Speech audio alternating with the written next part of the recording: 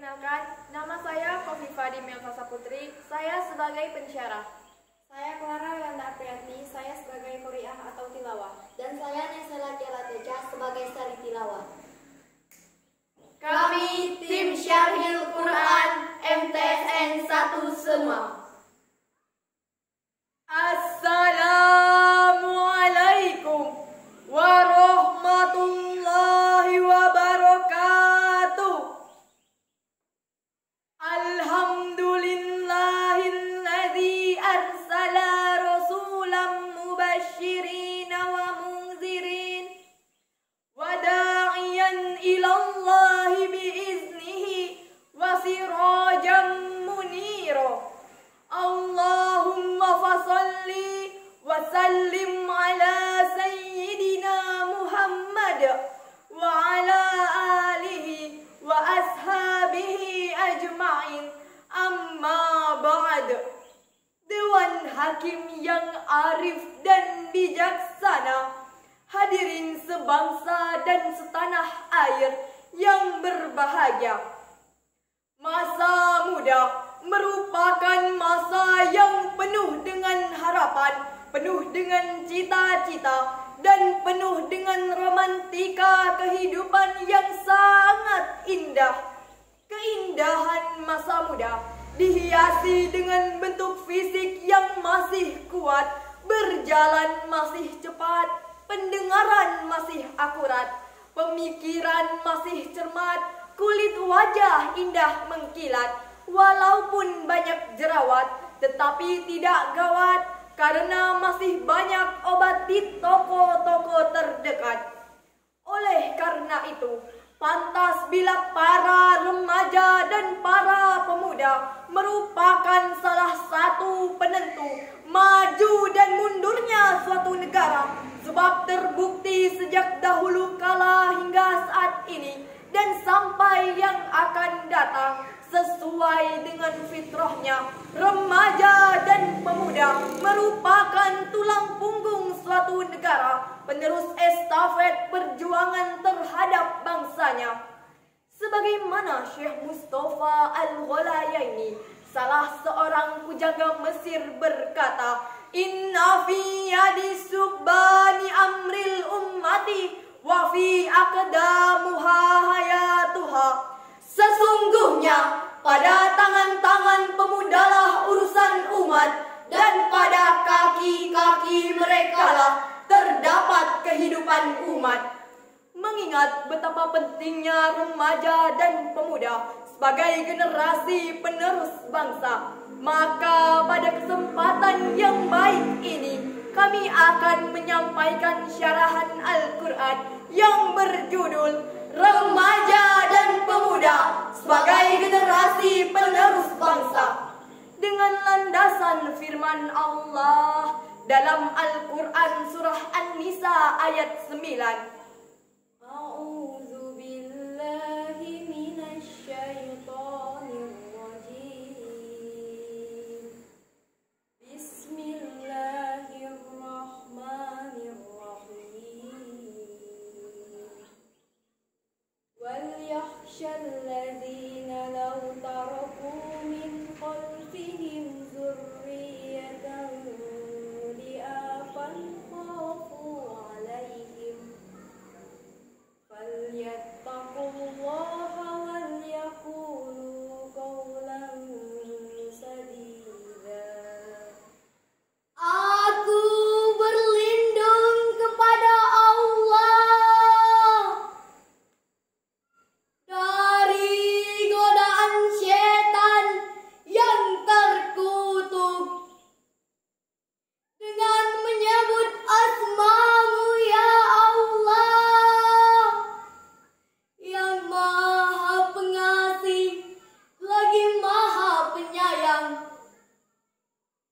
Dan hendaklah takut kepada Allah orang-orang yang seandainya meninggalkan di belakang mereka anak-anak yang lemah, yang mereka khawatir terhadap kesejahteraan mereka. Oleh sebab itu, hendaklah mereka mereka bertakwa kepada Allah, dan hendaklah mereka mengucapkan perkataan yang benar. Hadirin ma'asyiral muslimin rahimakumullah, Imam Hafiz Imaduddin Abu Al-Fida Ibnu Katsir dalam tafsir Al-Quranul Azim menyebutkan bahwa menurut riwayat Ibnu Abbas, ayat ini turun berkenaan dengan seorang orang tua yang mewasiatkan kepada anaknya wasiat yang akan membawa kemudaratan bagi dia. Maka Allah Subhanahu wa Ta'ala memerintahkan kepadanya untuk merubah wasiatnya kepada ketakwaan kepada Allah dan kebaikan. Hadirin, jika kita kaji lebih dalam, ayat tersebut diawali dengan kalimat wal yakhsha secara semantik. Al-wawu wawul atifati wal lamu lamul amri. Yakhsha fi'lul mudhari' majzumun bilamin.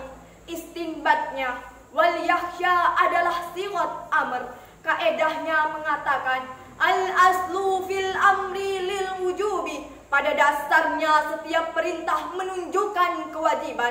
Oleh karena itu hadirin, wajib bagi kami, saya, saudara, dan kita semua merasa takut jika meninggalkan anak-anak keturunan dan generasi yang lemah. Profesor Dr. B.J. Habibie mengatakan setidaknya ada 5 kelemahan yang harus kita hindari, yakni lemah harta, lemah fisik, lemah ilmu, lemah semangat hidup, dan yang sangat ditakutkan adalah lemah akhlak.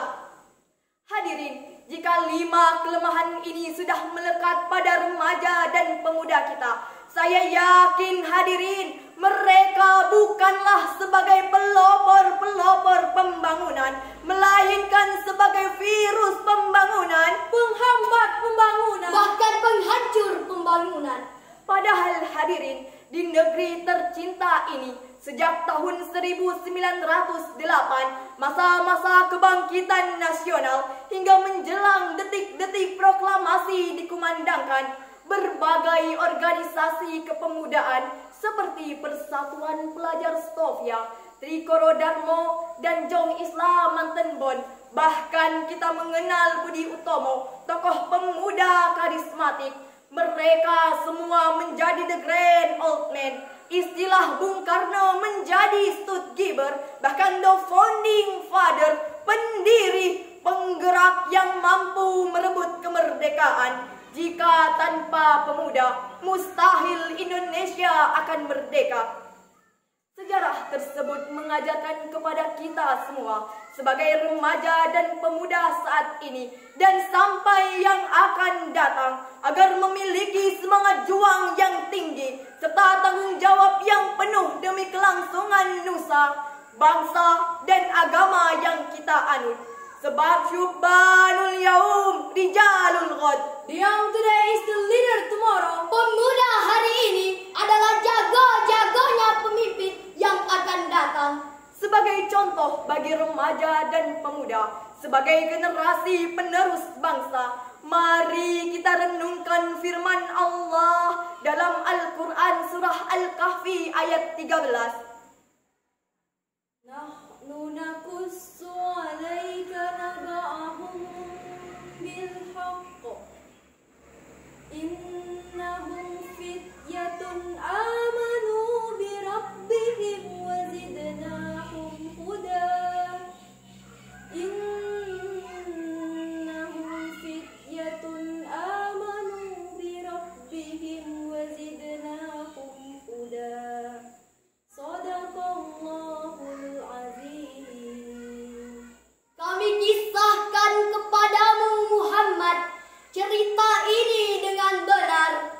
Sesungguhnya mereka adalah pemuda-pemuda yang beriman kepada Tuhan mereka, dan kami tambah pula untuk mereka petunjuk.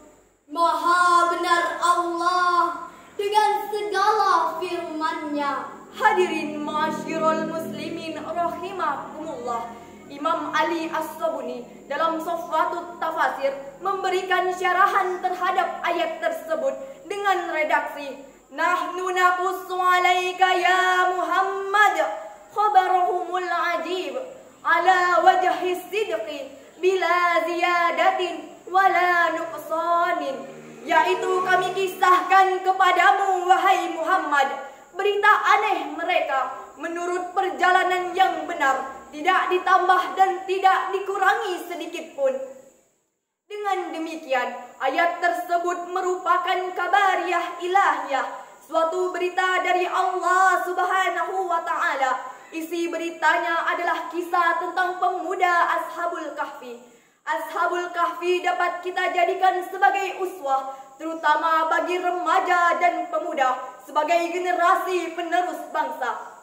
Ashabul Kahfi merupakan simbol personifikasi pemuda-pemuda beriman dan teguh pendirian, kuat mempertahankan iman, pemuda-pemuda gagah yang pandai mempertahankan akidah, dan pemuda-pemuda idaman yang pandai mempertahankan akidah. Mereka lebih baik mati berkalang tanah daripada mati bercermin bangkai. Oleh karena itu, sebagai remaja dan pemuda selaku generasi penerus bangsa, mari kita sing-singkan tangan, langkahkan kaki ke depan. Kerja, kerja, kerja. Jika sikap ini yang diaplikasikan oleh remaja dan pemuda kita, maka Allah Subhanahu wa Ta'ala akan menjamin keberkahan di negeri tercinta ini. Sebagaimana Dr. Muhammad Sulaiman Al-Askari dalam Zubdat At-Tafsir min Fathil Qadir menjelaskan, "I'malu ma syi'tum," bekerjalah sesuai dengan skill masing-masing. Setidaknya ada 5 olah yang harus kita kerjakan, yakni olah rasa agar iman melekat, olahraga agar badan sehat, olah rasio agar ilmu meningkat, olah usaha agar ekonomi kuat, dan olah kinerja agar produktivitas meningkat. Hadirin, jikalau 5 potensi ini sudah melekat pada remaja dan pemuda kita, maka remaja dan pemuda kita dapat meneruskan estafet perjuangan bangsa yang akan meraih prestasi gemilang di masa yang akan datang. Hadirin ma'asyiral muslimin rahimakumullah. Dari uraian tersebut dapat kita ambil kesimpulan bahwa remaja dan pemuda merupakan penerus estafet perjuangan bangsa. Maka seyogyanya remaja dan pemuda harus memiliki semangat juang yang tinggi serta tanggung jawab yang penuh demi kelangsungan nusa, bangsa, dan agama yang kita anut. Hal ini juga menjadi tanggung jawab kita bersama supaya tidak meninggalkan generasi yang lemah, baik mental, fisik, maupun intelektual. Hadirin yang berbahagia, demikianlah syarahan Al-Quran yang dapat kami sampaikan. Semoga bermanfaat. Salah dan khilafnya kami mohon dimaafkan. Hidup sendiri tanpa kekasih. Cukup sekian dan terima kasih. Wabillahi taufik wal hidayah. Wassalamualaikum warahmatullahi wabarakatuh.